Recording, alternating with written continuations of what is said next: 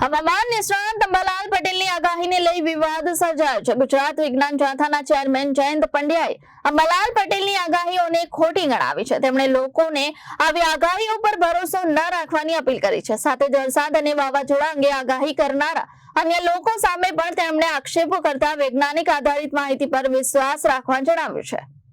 ગુજરાત વિજ્ઞાન જાથાના ચેરમેન જયંત પંડ્યાએ હવામાન નિષ્ણાત અંબાલાલ પટેલની આગાહી પર સવાલ ઉઠાવ્યા છે। તેમણે કહ્યું કે અંબાલાલ પટેલ દરેક મુદ્દામાં પોતાનો પક્ષ રજૂ કરે છે અને વારંવાર વાવાઝોડાની આગાહી કરતા રહે છે। જયંત પંડ્યાએ લોકોને આવી આગાહીઓ પર ભરોસો ન રાખવા અને સત્તાવાર હવામાન વિભાગ તથા વૈજ્ઞાનિક આધારિત માહિતી પર વિશ્વાસ રાખવાની અપીલ કરી છે। તેમણે વરસાદની આગાહી કરનારા અન્ય કેટલાક લોકો સામે પણ આક્ષેપો કર્યા હતા। જયંત પંડ્યાના જણાવ્યા અનુસાર હવામાન અંગેની માહિતી તથ્યો અને વૈજ્ઞાનિક અભ્યાસના આધારે જ સ્વીકારવી જોઈએ। આગાહીકારને લઈને એક તમારું નિવેદન છે, શું આ નિવેદન છે ને શું હકીકત?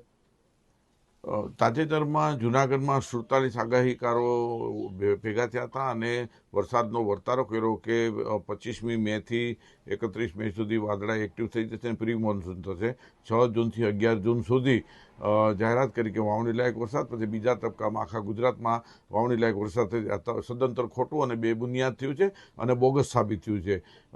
આ વર્તારા કરનારા પાસે કોઈ વિજ્ઞાનના કસોટી થઈ શકે, પૃથ્થકરણ થઈ શકે તેવા સાધનો નથી કે ઉપકરણો પણ નથી, એટલે વારંવાર ખોટા પડે છે। છેલ્લા 25 વર્ષથી ખોટા પડે છે, એક પણ સાચું પડતું નથી।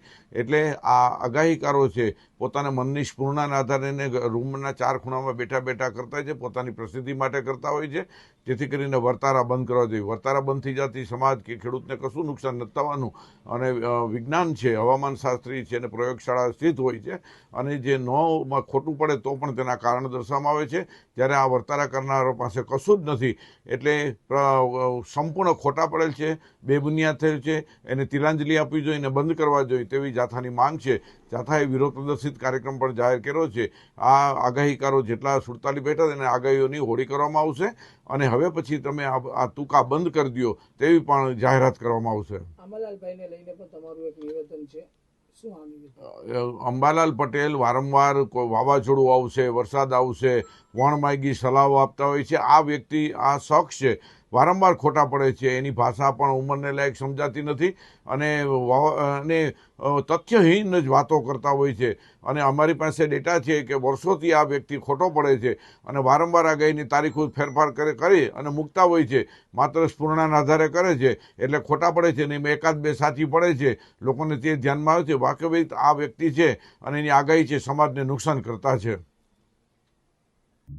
Bureau report Janadesh news, Surat.